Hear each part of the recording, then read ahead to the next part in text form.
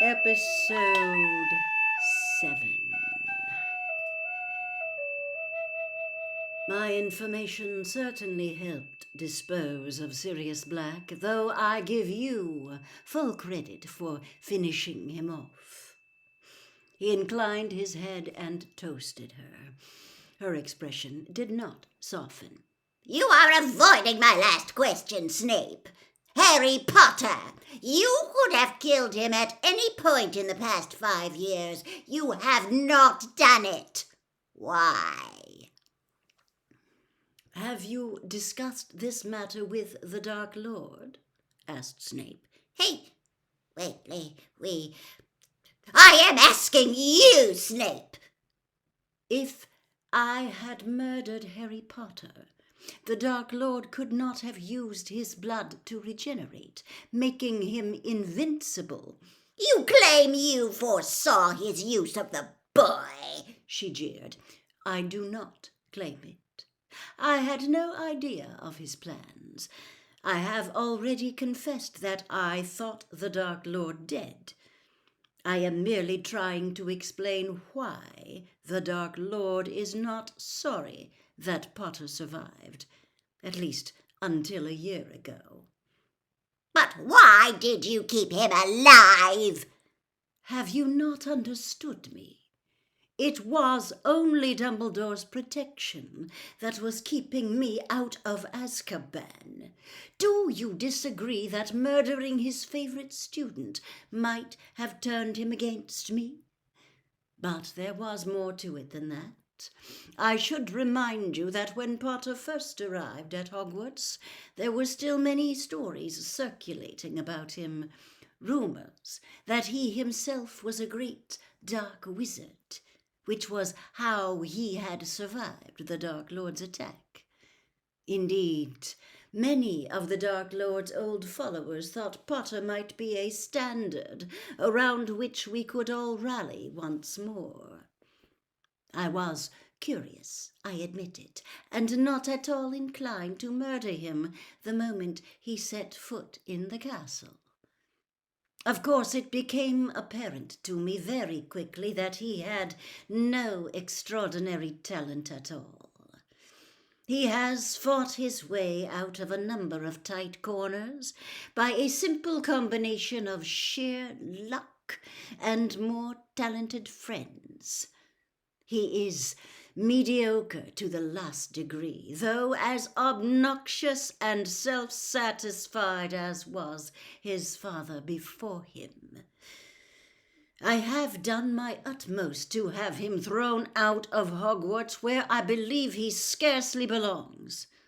But kill him, or allow him to be killed in front of me?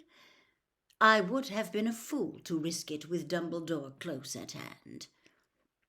And through all this, we are supposed to believe Dumbledore has never suspected you, asked Bellatrix. He has no idea of your true allegiance. He trusts you implicitly still.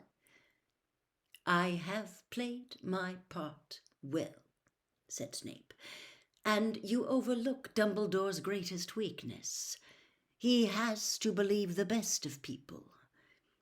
I spun him a tale of deepest remorse when I joined his staff, fresh from my Death Eater days, and he embraced me with open arms, though, as I say, never allowing me nearer the dark arts than he could help.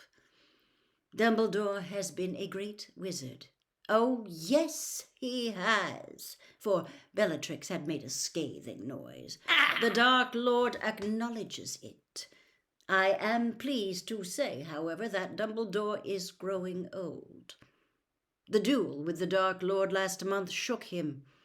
He has since sustained a serious injury because his reactions are slower than they once were. But through all these years, he has never stopped trusting Severus Snape, and therein lies my great value to the Dark Lord. Bellatrix still looked unhappy, though she appeared unsure how best to attack Snape next. Taking advantage of her silence, Snape turned to her sister. Now, You came to ask me for help, Narcissa. Narcissa looked up at him, her face eloquent with despair. Yes, Severus, I think you are the only one who can help me. I have nowhere else to turn. Lucius is in jail and... She closed her eyes and 2 large tears seeped from beneath her eyelids. The Dark Lord has forbidden me to speak of it, Narcissa continued, her eyes still closed. He wishes none to know of the plan. It is very secret, but... If he has forbidden it, you ought not to speak, said Snape at once. The Dark Lord's word is law. Narcissa gasped as though he had doused her with cold water. Bellatrix looked satisfied for the first time since she had entered the house. There, she said triumphantly to her sister. Even Snape says so. You were told not to talk, so hold your silence. But Snape had gotten to his feet and strode to the small window, peered through the curtains at the deserted street, then closed them again with a jerk. He turned around to face Narcissa, frowning. It so happens that I know of the plan, he said in a low voice. I am one of the few the Dark Lord has told. Nevertheless, had I not been in on the secret, Narcissa, you would have been guilty of great treachery to the Dark Lord. I thought you must know about it, said Narcissa, breathing more freely. He trusts you so, Severus. You know about the plan, said Bellatrix, her fleeting expression of satisfaction replaced by a look of outrage. You know. Certainly, said Snape. But what help do you require, Narcissa? If you are imagining I can persuade the Dark Lord to change his mind, I am afraid there is no help. None at all. Severus, she whispered, tears sliding down her pale cheeks. My son! My only son! Draco should be proud, said Bellatrix indifferently. The Dark Lord is granting him a great honor. And I will say this for Draco, he isn't shrinking away from his duty. He seems glad of a chance to prove himself, excited at the prospect. Narcissa began to cry in earnest, gazing beseechingly all the while at Snape. That's because he is 16 and has no idea what lies in store. Why, Severus? Why, my son? It is too dangerous. This is vengeance for Lucius's mistake. I know it. Snape said nothing. He looked away from the sight of her tears as though they were indecent, but he could not pretend not to hear her. That's why he's chosen Draco, isn't it? She persisted. To punish Lucius.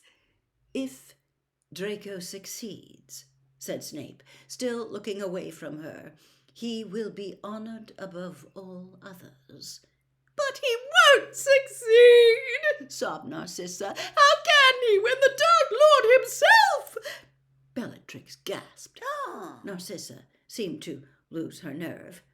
I only meant that nobody has yet succeeded. Oh, Severus, please, you have always been Draco's favorite teacher. You are Lucius's old friend. I beg you. You are the Dark Lord's favorite, his most trusted advisor.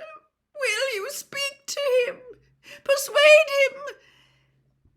The Dark Lord will not be persuaded, and I am not stupid enough to attempt it, said Snape flatly. I cannot pretend that the Dark Lord is not angry with Lucius.